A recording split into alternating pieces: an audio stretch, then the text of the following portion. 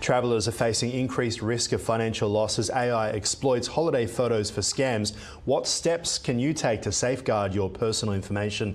For more, we're joined by Dr. Karen Sutherland from the University of the Sunshine Coast. Of course, good to see you. Talk to us about what scammers are actually doing with AI and our holiday photos.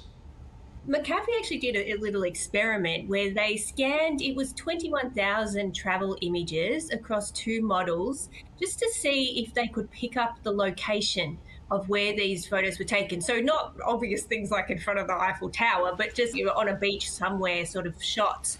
And Yeah. they found that AI could identify the actual location in 91% of the time using one model, and it was 87% of the time in the other. So what scammers are doing is they're clearly doing this to find out where people are, and then they're contacting them either by phone or text and just saying, we're from the bank, we have identified suspicious activity on your accounts, and then badger them into giving up their details and things like that. So, yeah, so it's these sort of what seem to be innocent holiday snaps are actually making it much easier for scammers to come up with really customised and personalised scams to get you to hand over your money. And why are travellers particularly vulnerable? Is it because it then is more believable while you're away, and the thing we fear the most is being in financial difficulty or strain when we're overseas? I think so, yes. And I don't know about you, but do you always tell your bank when you are away somewhere? So Generally, I do. One bank needs it, the other bank doesn't, but I generally just like to get it. I've been caught before. It happened terribly in New York once. I'm there, I go to tap my card, works once, tap it the second time, it doesn't work. The bank then doesn't want to know about it. This was years ago before eSIMs, and it was cheap. Cost me a fortune to use the hotel phone to call the Australian bank on hold and then get it sorted out. It was a ridiculous situation. So now I very much make sure that I'm prepared. Yes, particularly if people haven't done that and they haven't told their bank, it would seem quite legitimate then for the bank to say, hey, we think something's going on with your card. And the thing is too, I think you'd even do that. You'd even do that if you had told them. You would expect that the system hadn't spoken to the person and that's why they were calling. And it would probably even make more sense in that regard. It's really like magic tricks, isn't it? It's the idea of gaining your belief that everything is as normal and then you give away information. Oh, absolutely. And we've said this before, how scammers are using AI just to get that information, that personal information about you, to make their approaches and their attempts on you to look much more legitimate than what they are.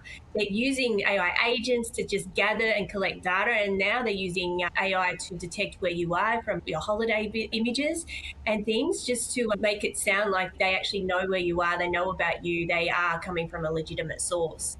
Yes, so it's interesting when you say that about it's not the Eiffel Tower because everyone knows you're in Paris, it's about some of those other locations. So are they using their metadata from your photos, or are they going through Instagram, for example, and recognize it because you're saying where you are in your actual post text, or is it the metadata of your photo? They're saying in this study that McAfee did, then it's not even using the metadata. And even when you take the location tags off, the AI can still detect through the image where you are in most cases. So it could just look like just a random, you could just be on a beach somewhere or standing in front of a random building, but it will be able to find where you are.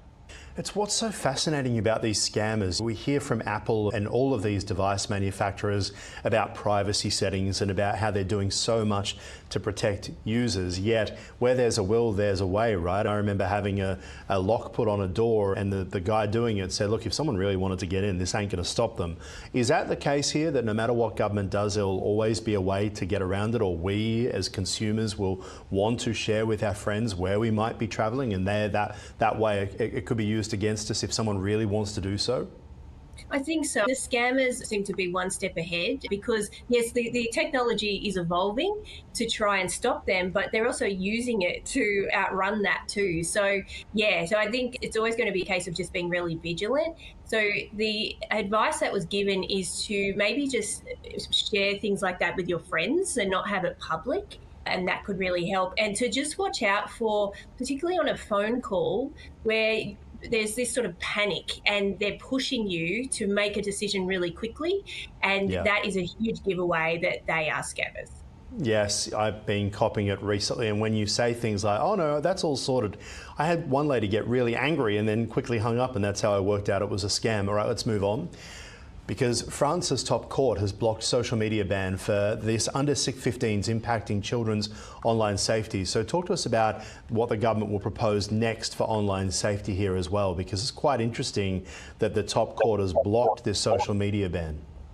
Yeah, and it's done it for a few reasons. So first, it actually a suppression of limiting freedom of speech for younger people, which is quite interesting, which is not something that our government considered. And then the other thing was that it's not clear on how they're going to actually verify age properly. And this is the issue that's here in Australia with our ban.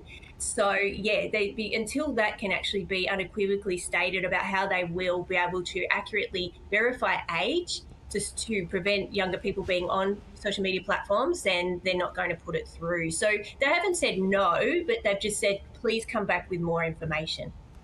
Fascinating to see this playing out in France, a country which generally leads the world on social issues, and Australia has clamped down even harder than France. It says so much about where we are as a nation at the moment.